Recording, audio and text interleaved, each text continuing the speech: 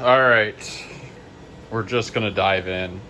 First thing you gotta do, of course, make sure all the plastic is out of the hopper. We're gonna tilt it over and get all those plastic beads out. I like just getting a box or something and kind of like brushing all this stuff out. It's also worth noting, you should get some kind of surface that you don't care about to do this on. All of this is like very finely ground up plastic.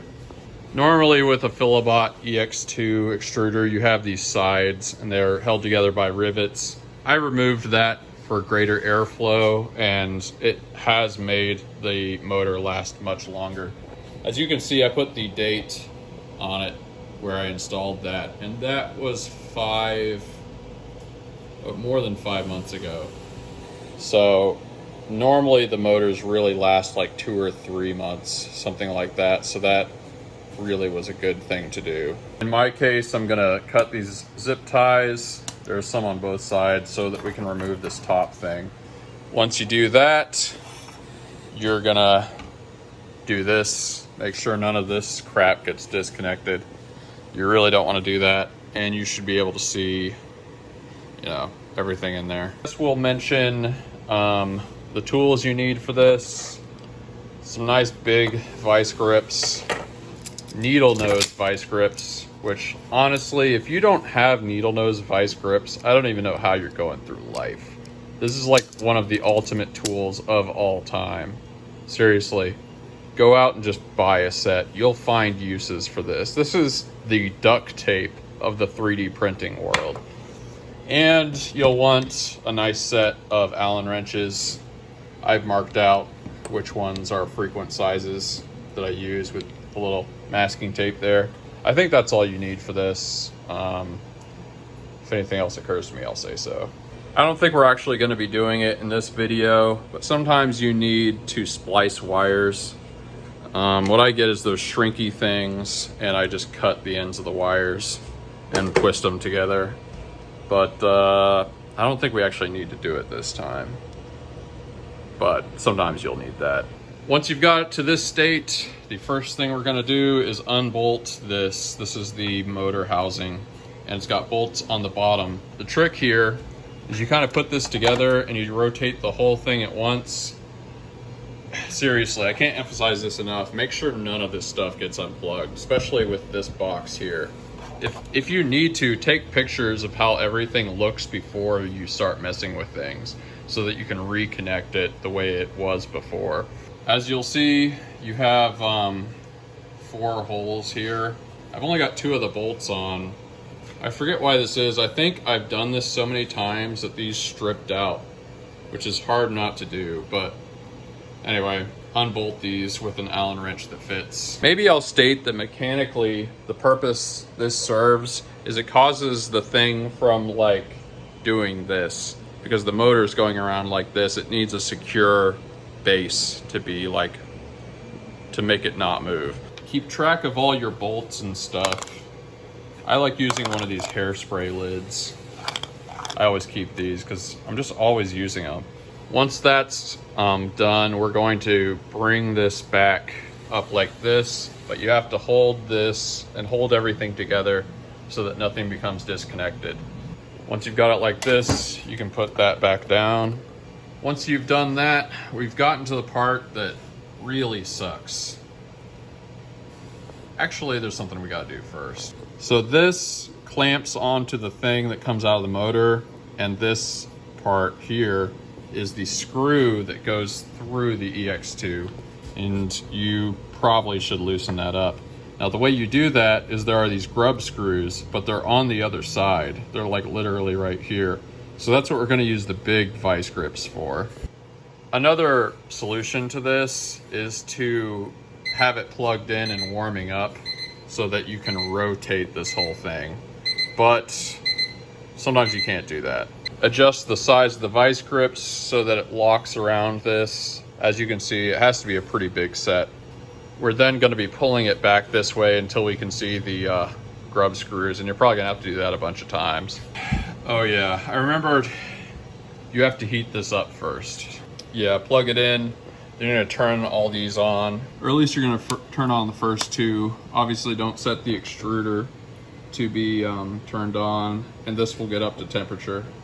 Once this is up to temperature, we should be able to turn it. It's pretty hard to turn this, even when it's like fully hot. It's basically impossible when it's not. Heating that up will take a couple minutes. The person that bought that, or that I bought the S5 from off of eBay, said they just shipped it. So we're gonna have 7 of these big bad boys. We can. That took a few times, but now you can see the grub screws. So we are going to loosen these. This is seen some action, baby. You notice the Allen wrench that I had the tape on. This will loosen both of them. And really, really don't lose these grub screws, man. It is a pain to try and fish them out of this mess. You actually only have to loosen this one. I mean, you can, but this one's stuck on really hard, and this will come out with the motor, so it's actually kind of fine. What we're gonna do after this, the goal is to take this and pull it this way. But what we gotta do first is loosen all of these. The way we're gonna do this, we're gonna grab this, here, let's get a better angle. We're gonna grab this nut with the needle nose vice grips and hold it in place. While we're doing that, we're going to loosen this with an Allen wrench. It's just like doing your brakes. We're about to do that. Now that I think about it, you might want to like leave this mounted to this before you do this part. I mean, it doesn't exactly matter, but it's kind of easier if this thing is not moving around. If you already did that, don't worry about it. All right, we've got a real tight grip there. Make sure that's not going anywhere. And then we're going to Allen wrench this off. Lefty loosey. Once you get that done, put the parts in here. You'll see the grub screws in there. Now we're gonna do the same thing we just did with all 4 of these, which doesn't sound that hard until you kind of think about like this one, which for some reason this is loose. Don't know why that is, but you got to put that those needle nose pliers way down in there at just the right angle for these bottom ones. It's possible to do, but it sucks. And the thing that really sucks here is that you don't have very much room to turn the Allen wrench. I can verify that there is enough room, but there just isn't very much. It takes forever. So they're way down in there. You could probably do this with a set of wrenches. I'm not sure if it would fit, but I don't really have a set of wrenches and this works fine. Get it nice and loose. We're gonna very gently turn this whole thing this way so we can get to the other side easily. Actually, I never thought of this until now, but one advantage to disconnecting this from the base while you do this is you can get to these bolts much more easily because you can move it farther away. So the first thing I said is right. We're most of the way through this one, but this is a good time to disconnect the power, by the way. You don't need this to be hot, so you can turn the switches off here. About to do the last bolt. I want to point out the real danger here is these guys. These are just shrink wrapped and wrapped together in there. If you pull on this too much, they'll just come out. And you don't want that. That is the thing that heats the barrel. You do not want that to get messed up. So really, really be careful with that. So with all 4 bolts, you should be able to pull this thing off, especially if you've deconnected everything in there. Watch out though, it takes forever for this to cool off. It'd probably take like an hour for it to fully cool off, so be careful. Also, there's this little thing called a Woodruff key. You might be able to see it in there. It is a little piece of metal that fits in this slot. That slot you're seeing in the middle there. It will probably fall out underneath this housing. Do not lose that. You need that. It's possible that the auger screw will come out of the of this. You don't really want that, so just tap it back in. If you have to heat it up again, do it. I think we figured out what was making that squeaking sound. This bearing has come apart. I actually don't know, mechanically speaking, what purpose this bearing served, though. Like, it doesn't really make sense. I think we're just gonna try and run it without it. I mean, definitionally speaking, we know that this can extrude plastic without that bearing, because that's what it was doing. When a bearing is this broken, it effectively doesn't have the bearing, and I have extruded a lot of plastic without any problems without it. Maybe it's naive to think this really didn't serve any mechanical purpose, but I do have results on my side about that.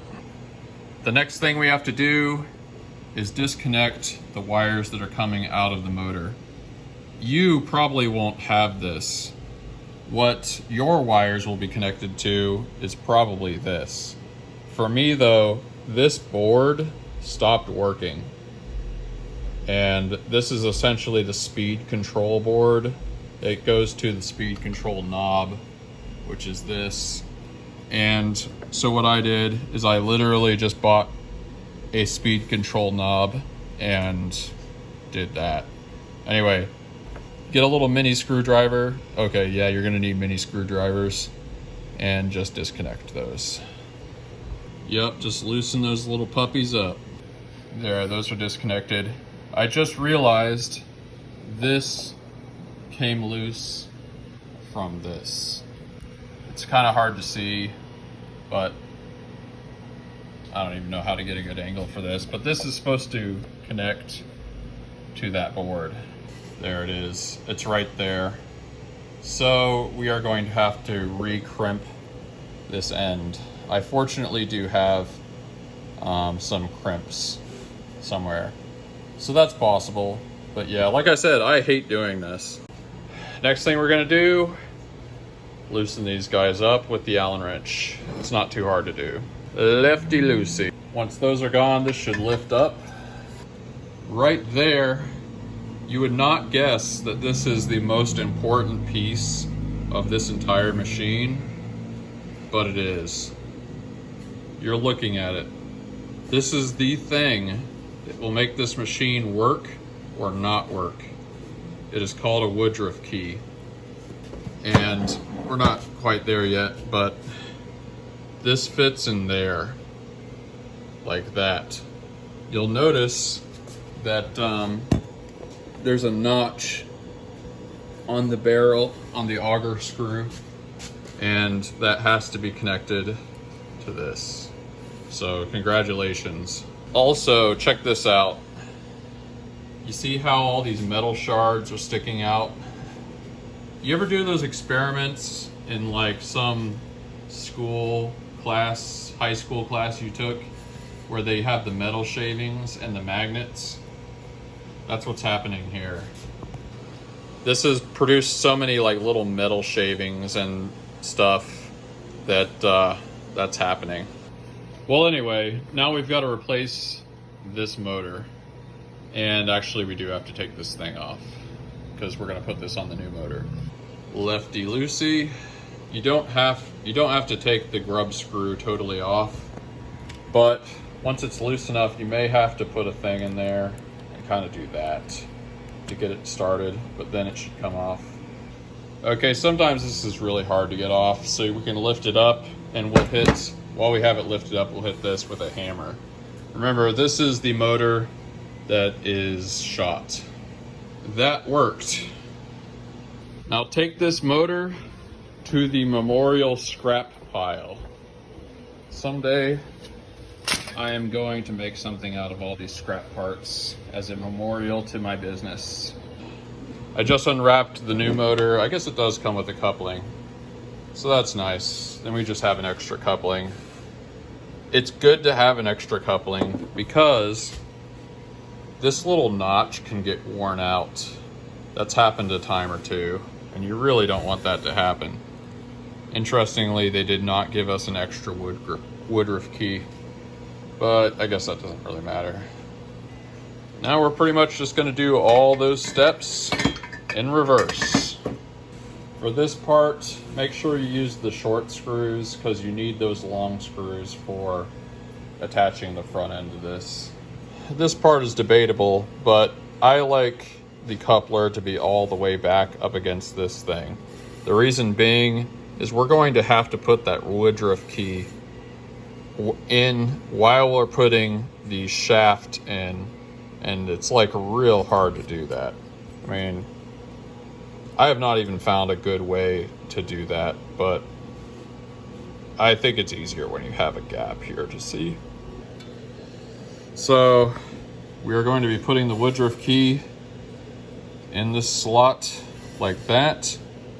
We're going to keep it upright, and then we are going to guide it into this. Is there an angle? I wonder if you can see it. Yeah, there we go. You're guiding it into that slot. This is very hard to do. I thought about using some like glue or something to glue that Woodruff key in there so it doesn't fall off, but I don't know if you really want to do that. Where is it? But yeah, that's the thing we got to do right now. Okay, if you manage to do that somehow, it should look like that. The problem we have right now is this is not up against this, and that's because the auger screw came out a little bit while we're pulling it out. We probably should have let this cool off completely before we pulled it out the first time, but it's not that big a deal. What we're gonna do is heat the barrel up again, and then we're gonna push these things together as flush as we can. If there's like a tiny gap here, it kind of doesn't matter that much, but really it'd be better if they were like perfectly flush, if this was against this. You'll notice it got dark during the amount of time it took to do this. Make sure it's plugged in, and we're gonna turn the heating things on.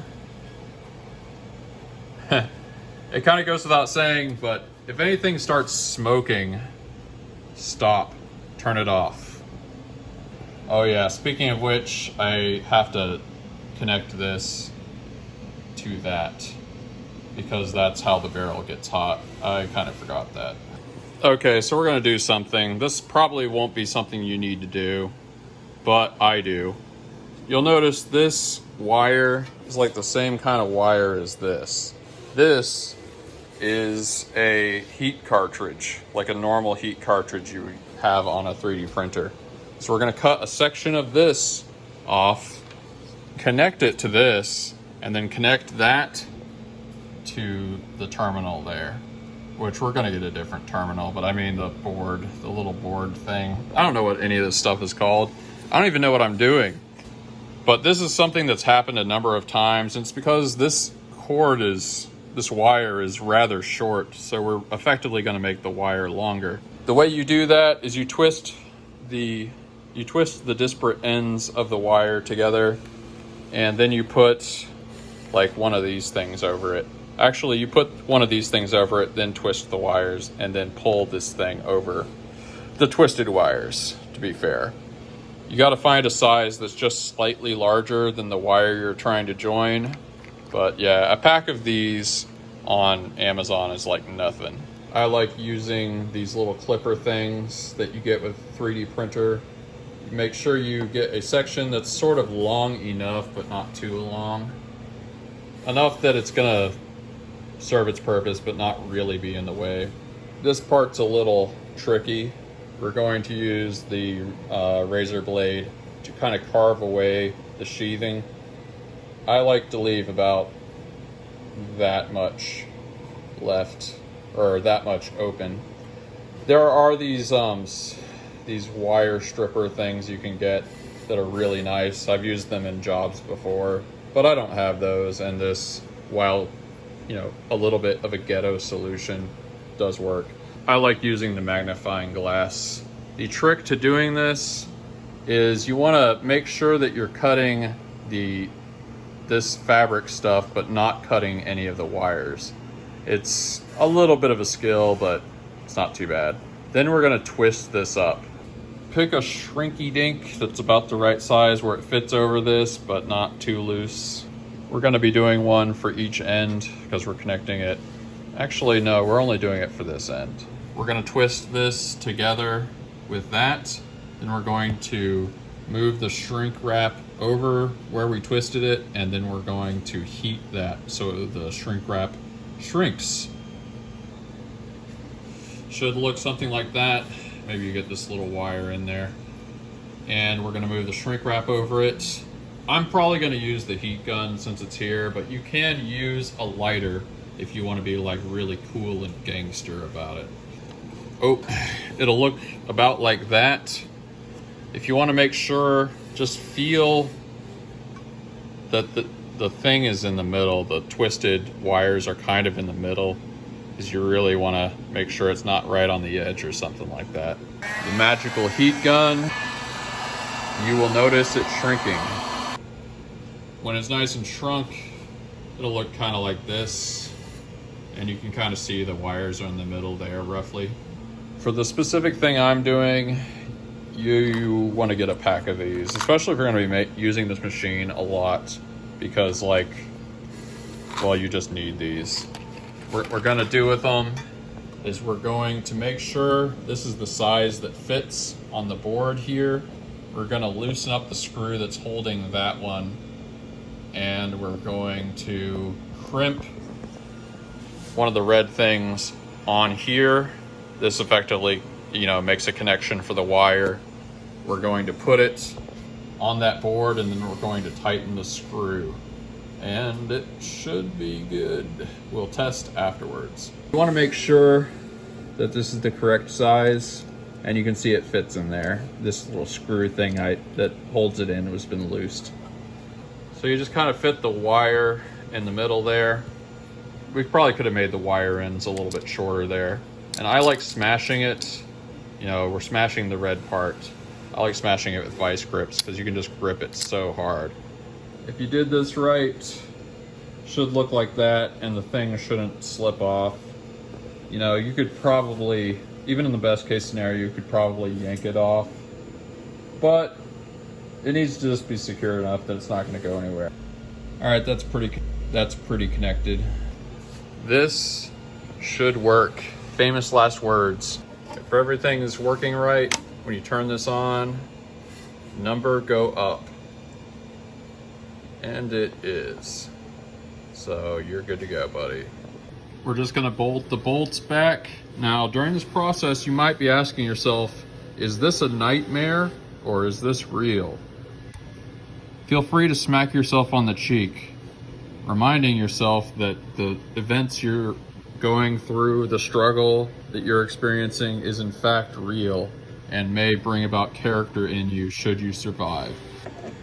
So holding this nut in place while you try to screw this into it is a difficult enough process that I can basically guarantee you will be sacrificing your sanity. That's how you know you're doing it right.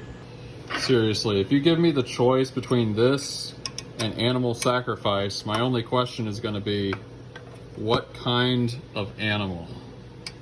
Okay, we got the bottom bolt nice and tight. We're going to do the top two. I don't even think I'm going to do the fourth one down there because that's how much I hate doing it. And 3 points of contact ought to do it. Also, the Woodruff key is nice and lined up. So we got to put the grub screw after that. Then we're pretty much just packing everything up and bolting everything together, and it's good to go. Pretty much you just put everything back together the way it was. I decided to take this opportunity to put a larger hopper on it. I've had this for a while, and obviously it holds more, so that's nice.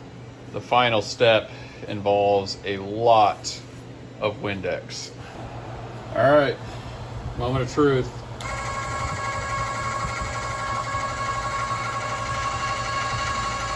Yep, that's working. Now you may hear that motor sound and think that it's unpleasant, but that's what a happy motor sounds like.